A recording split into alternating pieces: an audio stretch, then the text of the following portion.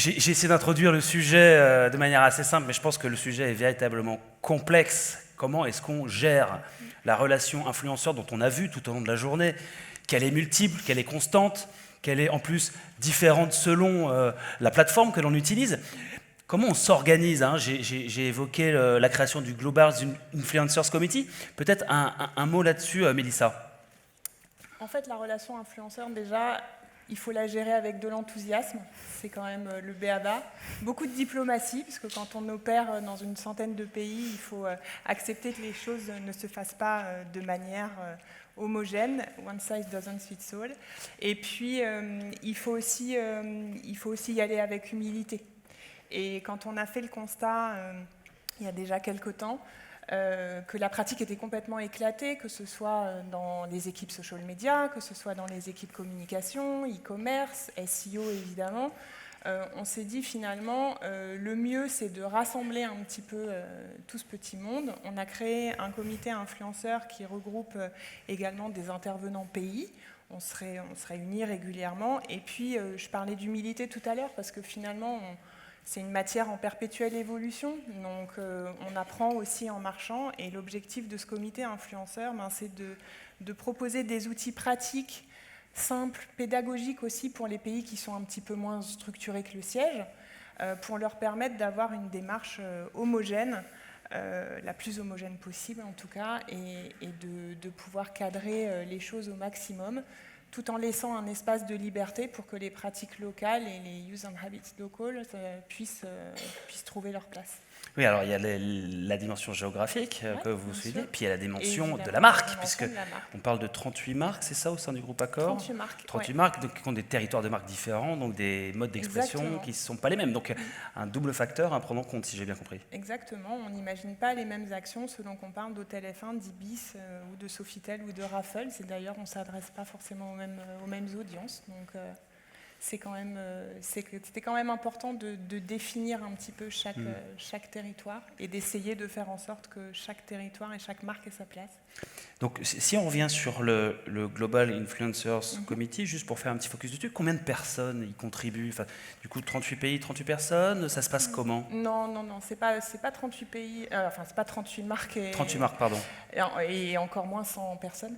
Non, on est une petite quinzaine. Après, en fait, à intervalles réguliers, on fait aussi, on invite également les pays à venir un petit peu expliquer l'évolution de la pratique dans leur pays. On a également différents chantiers que là, on split en focus group. J'y reviendrai peut-être un petit peu après. Le premier chantier de ce comité, il a été effectivement sur la charte influenceur dont va vous parler Marie. C'est parti, Marie, la charte influenceur, quelle transition. Moi, vous l'attendez tous. Cool.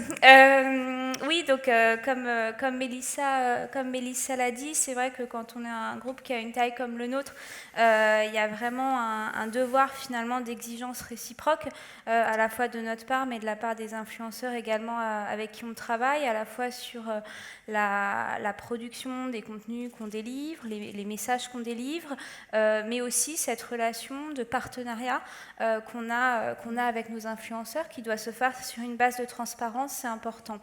Ce qui s'est imposé à nous, c'est comment on vient professionnaliser justement cette relation avec les influenceurs dans un souci toujours plus de transparence et d'un partenariat vraiment gagnant-gagnant où tout le monde s'y retrouve dans un groupe, comme on l'a dit, où on a près de 40 marques, plus de 100 pays, etc. Donc comment on arrive à mettre en place un outil transverse et générique qui puisse servir à tous. Donc on a co-construit donc cette charte influenceur avec les membres du Global Influencer Committee qu'a présenté Mélissa, donc qui sont les responsables réseaux sociaux des marques, du corporate, du e-commerce au global et des pays, avec le juridique, avec nos agences, mais aussi avec des influenceurs rémunérés et non rémunérés qui nous ont aidés à la construire. Donc aujourd'hui, ce document, il engage Accor et les influenceurs au début de chaque relation sur un certain nombre de points. Et on a construit ce contenu autour de 3 axes clés. Le premier, c'est ce qu'on a appelé la liberté d'opinion, c'est-à-dire comment on garantit, nous, en tant que groupe, qu'on va bien respecter la ligne éditoriale et le positionnement de l'influenceur avec qui on travaille, parce que l'idée, c'est pas de venir dénaturer sa ligne éditoriale ou de vouloir le faire rentrer au chausse-pied dans notre stratégie de marque. Donc ça, c'est déjà vraiment la base qui nous semblait la plus importante. Et en contrepartie, bien entendu, que l'influenceur s'engage également à respecter le positionnement de la marque et ses valeurs. Donc ça, je dirais, c'est la première chose.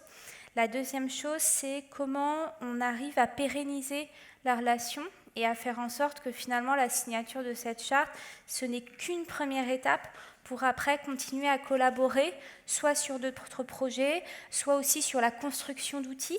Donc on va voir Alex Viseo tout à l'heure, donc c'est pas pour faire ma faillotte, mais on a eu une très bonne collaboration avec lui, et donc typiquement c'est quelqu'un qu'on peut venir solliciter quand on est sur ce type de création d'outils pour avoir son œil. Donc c'est extrêmement intéressant. Et puis le troisième axe, c'est vraiment sur tout ce qui est le respect des engagements du groupe. On est un groupe qui est coté au CAC 40 avec qui implique un certain nombre aussi de réglementations, etc. Et on est un groupe aussi très engagé en matière sociétale ou de développement durable, etc. Et donc c'était important pour nous dès le départ de poser ces bases, et donc ces bases qui sont transverse pour les hôtels, les marques, les pays, le siège, quelle que soit l'entité accord qui veut travailler avec un influenceur. On s'est posé la question à un moment, est-ce qu'on doit faire 2 chartes différentes en fonction qu'on est dans une relation rémunérée ou non rémunérée avec les influenceurs, et finalement ça nous a paru important, c'est-à-dire que dans une relation rémunérée, bien évidemment, la charte ne se substitue pas au contrat, et il y aura besoin, en plus d'élaborer un contrat avec l'influenceur qui définira bien évidemment le contenu, la quantité de contenu à produire, etc. Mais dans un cadre non rémunéré, ça n'empêche que les influenceurs qui vont travailler avec nous doivent être dans le respect de ces valeurs, de cette transparence, de ces engagements. Et à l'inverse, nous respecter aussi bien sûr. tout ce qu'on s'est dit. Oui, alors justement, les impacts concrets de l'application de cette charte, vous les observez. Vous avez observé des changements, du coup, depuis la... D'ailleurs, ça date de quand, précisément le lancement de la charte, il date d'il y a 8-10 mois. 8-10 mois, donc c'est relativement récent. C'est un peu court pour peut-être observer des trends, mais malgré tout, vous en observez ? Pas forcément, parce que finalement, le fait justement d'être présent dans 100 pays et chacun a sa pratique, on a pu quand même avoir des feedbacks assez rapides, et c'était justement important pour nous et pour les membres du comité de pouvoir réajuster le tir. Mais finalement, en ayant impliqué les pays eux-mêmes ont impliqué des influenceurs avec lesquels ils travaillaient. Donc, par ricochet, on a pu assez facilement se rendre compte qu'on était quand même assez bien dans les clous. On s'autorise complètement à avoir une année 2 avec quelques ajustements, mais franchement, c'est à la marge. Les agences, maintenant, c'est un mandat. Les agences avec lesquelles on bosse, maintenant, c'est un mandatory pour eux aussi. Donc, les retours sont assez positifs, et le peu de fois où il n'y a pas eu de retour, finalement... où il n'y a pas eu de retour, ou en tout cas que le retour a été négatif avec un refus de signer la charte, finalement c'est sans regret, parce que ça veut juste dire qu'on n'était pas sur les mêmes bases et qu'il ne fallait pas bosser ensemble. Quoi. Ouais. Et il y a plutôt eu même une perception assez positive de la part d'influenceurs aussi, de se dire c'est bien, je vois que je travaille avec un groupe, avec une marque qui prend en considération mon métier, qui a compris mon métier et qui s'engage aussi à respecter mon travail et mon identité. Donc honnêtement, c'est plutôt positif. Après, bien évidemment, c'est un document qui devra évoluer, puisque c'est un métier qui évolue en permanence. Donc voilà. Parce qu'on est presque sur de la matière vivante, vous le disiez, vive en tout cas. Alors du coup, on a compris que la charte, le comité sont quand même des socles, d'une certaine manière, de la relation avec les influenceurs. Quels sont les prochains projets que vous allez mener donc dans le sens de la fluidification, c'est pas facile à dire, de la relation influenceur, l'optimisation, le respect mutuel. Quels sont les prochains projets finalement? Les prochains projets, il y en a 3. Le premier, c'est de descendre vraiment au niveau des hôtels. Accor, c'est un groupe qui a aujourd'hui, ça change à peu près toutes les 24 heures, mais on a 4800 hôtels. Donc, les hôtels sont tout autant d'endroits dans lesquels il peut y avoir des influenceurs qui spontanément vont aller. Et donc l'idée, c'était de développer des guidelines pour eux. Dans la mesure où un influenceur se fait identifier à l'accueil, d'avoir un intérêt particulier et peut-être tout bêtement essayer de privilégier des chambres avec vue, lui expliquer dans le travail d'un réceptionniste qui va expliquer un petit peu les modalités, les services que propose l'hôtel, de lui mettre en avant peut-être un restaurant qui vient d'ouvrir ou dont le design a été fait par tel architecte, d'avoir un petit peu cette sensibilité-là. Et ça, c'est quasiment terminé. Le deuxième chantier qui est en cours, qui est un petit peu plus vaste, donc c'est le chantier de la rémunération.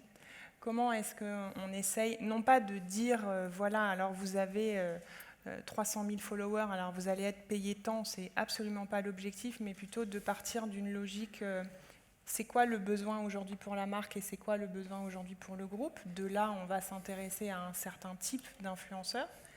Et du coup, aussi dans une logique d'évaluation du contenu que l'on va demander, d'avoir un arbitrage sur la rémunération qui soit respectueux de la production qu'on va demander et clair, que ce soit côté agence ou côté Accor, on a besoin de cette transparence-là. C'est juste primordial quand vous faites des actions avec 10 ou 15 ou 3 ou 1 influenceur, d'avoir cette transparence sur la rémunération. Bien sûr. Même quand la commande et le lien avec l'influenceur est géré par l'agence. Je suppose qu'Accor est un groupe précurseur dans le domaine de la relation influenceur. Ces éléments du comité de la charte sont très structurés, très structurants. C'est quelque chose qui est assez répandu finalement ou... En tout cas, dans notre secteur, voilà, pour resserrer peut-être dans notre secteur, en effet, c'est assez précurseur. C'est vrai que c'est un sujet qu'on a pris vraiment en main. Dans les prochains outils aussi qu'on souhaite développer, c'est la mise en place en fait d'un outil global de management de l'influence qui sera utilisé du coup par les différentes entités du groupe et les pays, etc., pour avoir un seul outil qui nous permette en fait de consolider une base de données worldwide sur l'ensemble des campagnes qui ont été réalisées avec des influenceurs, que ce soit dans un hôtel en Chine, au siège pour la marque Ibis, pour la marque corporate, pour un pays, etc.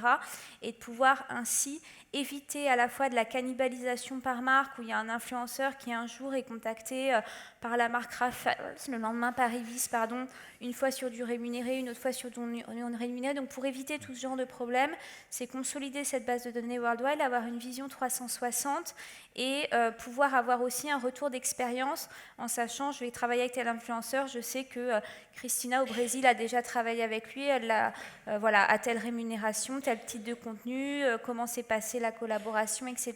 Donc ça, c'est la première brique pour cet outil.